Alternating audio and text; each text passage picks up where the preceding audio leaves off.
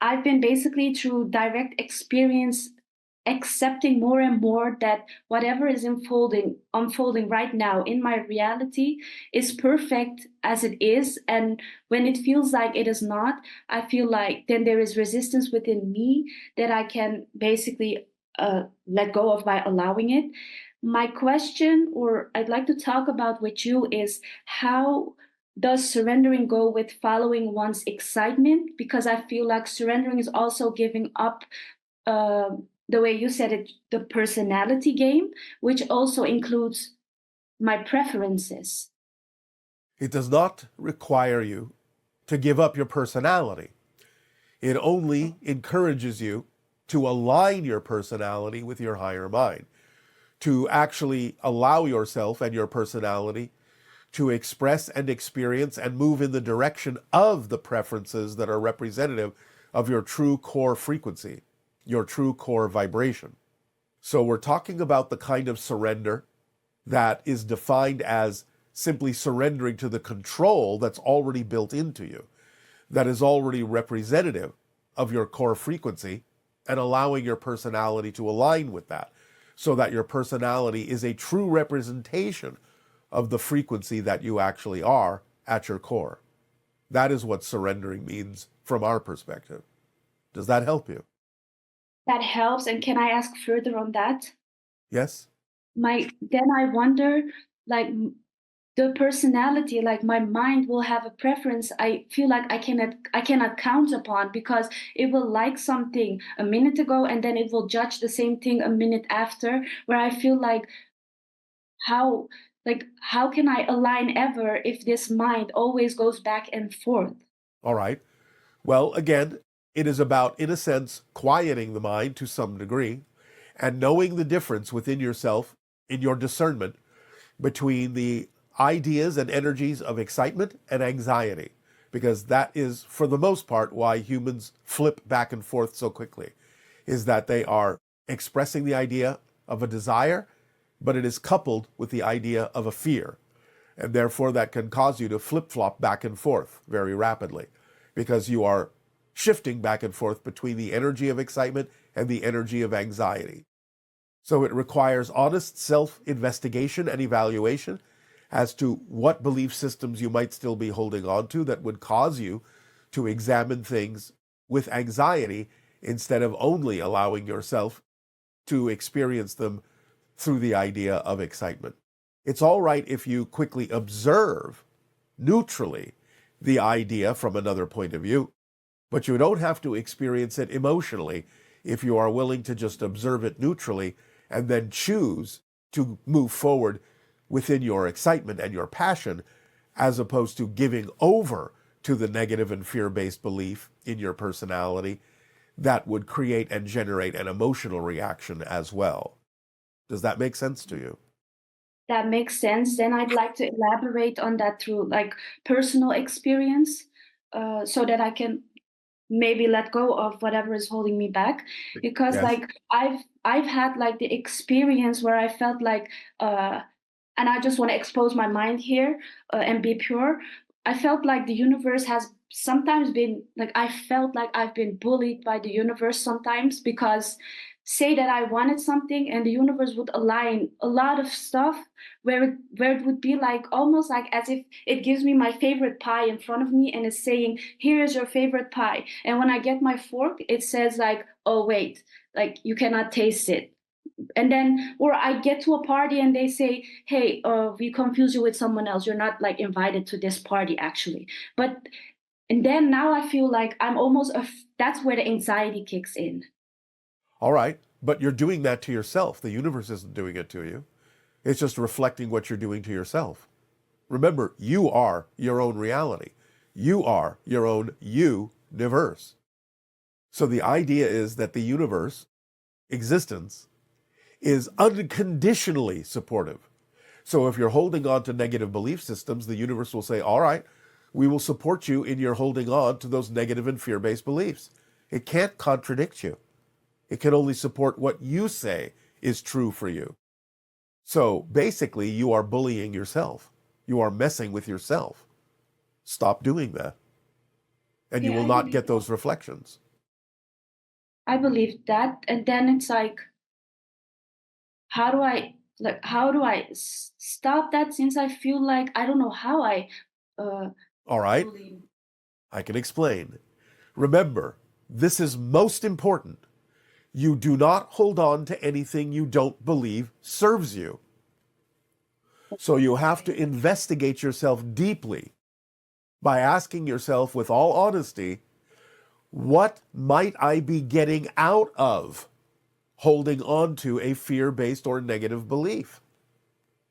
And if you are really Okay. honest in your self investigation, you will figure out more often than not that either you have another belief that says to move forward would create something even worse than what's happening now, and therefore it's safer to stay where you are now, Mhm. and therefore you're getting safety out of it because you believe you're preventing something worse from happening if you do move forward.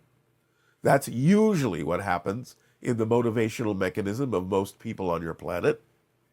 So if you find out what you're afraid of, what you're afraid might happen if you did, in fact, move forward and align with your true essential core vibration and become the person you say you prefer to become, then you can allow yourself to be aware of why you might be playing it safe. And therefore, you can see that it is not to your benefit, really, to believe that something worse will happen if you move forward, and that it's actually quite nonsensical to assume that to be true. It's not a fact, it's just a story that the belief is telling you in order that you will not let it go, because that's how beliefs perpetuate themselves, by telling you stories that make you not wish to let them go. So a negative, fear based belief will tell you a story that will force you to think otherwise, to scare you into not letting it go. You have to see through that simply as a technique that the negative belief uses to keep existing. Whereas if you Yes. understand it's just a story, then you can let it go and not consider it to be a fact that something worse will happen. It's just a story you're being told. But you also have to be clear within yourself about the idea of the difference between what sometimes your physical mind says it wants and what it truly needs to be fulfilled. Sometimes the wants and the needs can coincide, but more often than not on your planet, sometimes the wants are simply the product of the personality ego, and it's not necessarily aligned with what you truly need to live a fulfilled life. So then, again, in your honest self investigation, you have to be clear about whether or not what you're saying you want is truly what you need in life. And I guess I'll know that by, if I fear it, it's already not like it's probably personality um based desire. Because if it It was a can true be. desire, it wouldn't give me anxiety. The anxiety comes from the belief you're holding on to about that thing. Some things can be representative of your passion, can be representative of what you truly need, and you can still be afraid of them. That doesn't negate the idea that it might actually be something you truly need. It's just telling you that you're looking at it through the filter of a fear based belief. Yes, okay. So you need to find out what that belief is telling you. Okay. And can I share like what I'm afraid of? Yes, of course.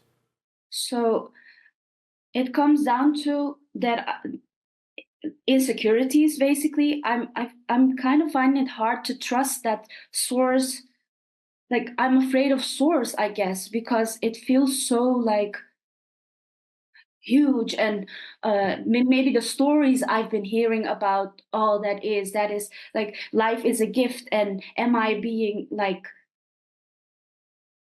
am I using my resources well enough? Am I good enough? All those questions, and then feeling like, what if I say I'm worthy, but uh, You can't be unworthy. If you were unworthy, you wouldn't exist. but what about evil then in stories or in religion where they say like you can get punished if you do this and that, and those There's no associations. such thing in spirit. There is no such thing. That's a human idea. Yes. You can only punish in physical reality. You cannot be punished in spirit. Spirit is your natural state. It is unconditionally supportive and loving. That's who you are as a true being. There Could you is no give such me? thing as punishment in spirit. There Okay. is recognition of what may be in or out of alignment with your true self. Mhm. That's not a punishment. That's simply a lesson that you can take to heart and say, all right, that's not something I prefer to do anymore. And you can make a change within yourself. But you don't get punished for it. You simply are allowed to recognize that it's something you don't prefer. That's all. So I could actually get for good rid of this sense of insecurity, feeling alienated, feeling unworthy. I could actually get rid of it forever.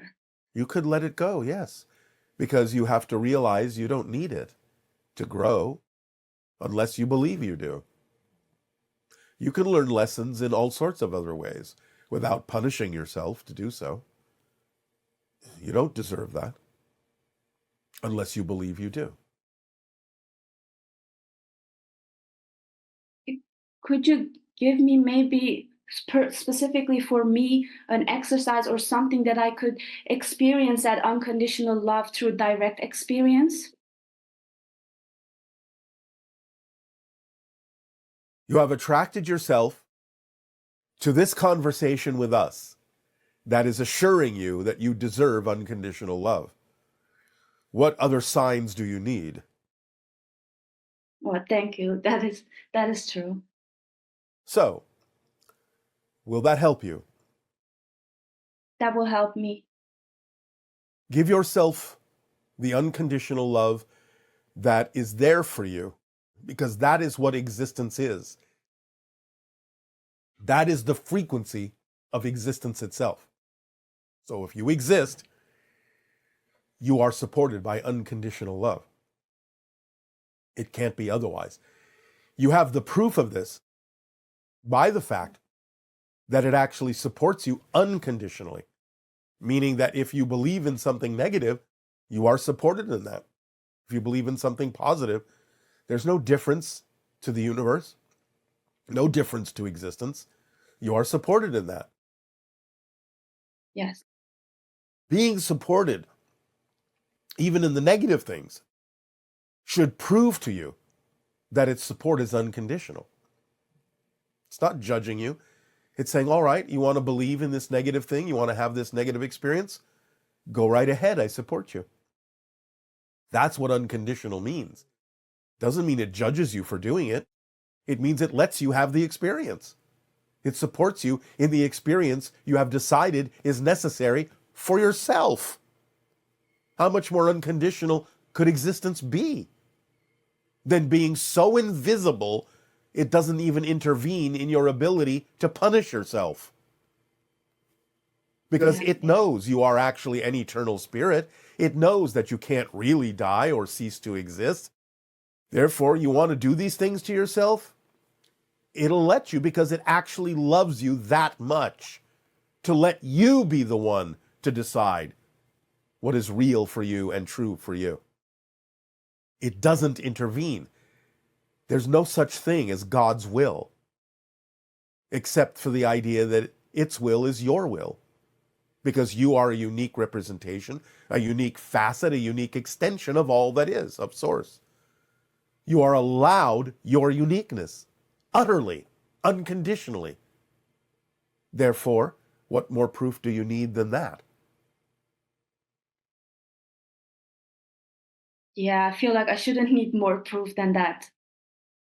But if you do, that's up to you. You're the one setting the rules. You can disband them. And again, that will be supported too. Yes, I guess I need to trust that that will be supported too because it's a new decision. Why not? Because what you're doing right now is trusting that it won't be supported. You understand that doesn't mean you lack trust. It means you're using your trust to say, I won't be supported. So why not use the same trust to say, I will be supported in what I prefer, as opposed to what I don't? Because it's never about not trusting. You're always trusting something to be true. You get to decide what that is.